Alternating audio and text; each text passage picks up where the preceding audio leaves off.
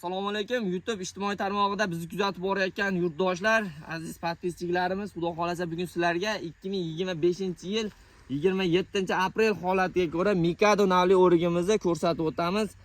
Juda ham ser hosil o'riklardan, bu yil ekselar uje kuz mavsumida ekilsa, bahordan hosilini ko'rishni boshlaysizlar. Erta meva kiradi hamda mevani juda ham ko'p oladi, kalonavidniy bo'lib tanada hosil oladi. Mana mevalarini bu taraflardan ham ko'rsating. Hamma shoxida mevasi bor, kalibrda ham xudo xolasa yaxshi holatda yetkazib beradi. Ertaki navlardan, istiqbolli navlardan xudo xolasa. Ko'chatlari qiziq bo'lsa, pastda nomerlarimiz bor, aloqaga chiqinglar. O'zbekistonda barcha viloyatiga dastlab kelamiz. Bu tiplarni ham ko'rsatib o'tingda. Juda ham zo'r holatda bu tiplari ham mana.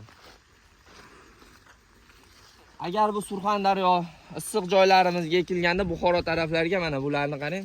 Mana rangi olib, uje qizarib pishga keldi. O'sha yerlarga ekilganda hozir uje uzilayotgan bo'lar edi bu navlarimiz. Ko'chatlari qiziq bo'lsa, pastdagi nomerlarga aloqa chiqarasizlar do'stlar. O'zbekistonda eng istiqbolli navlardan biri. Mana.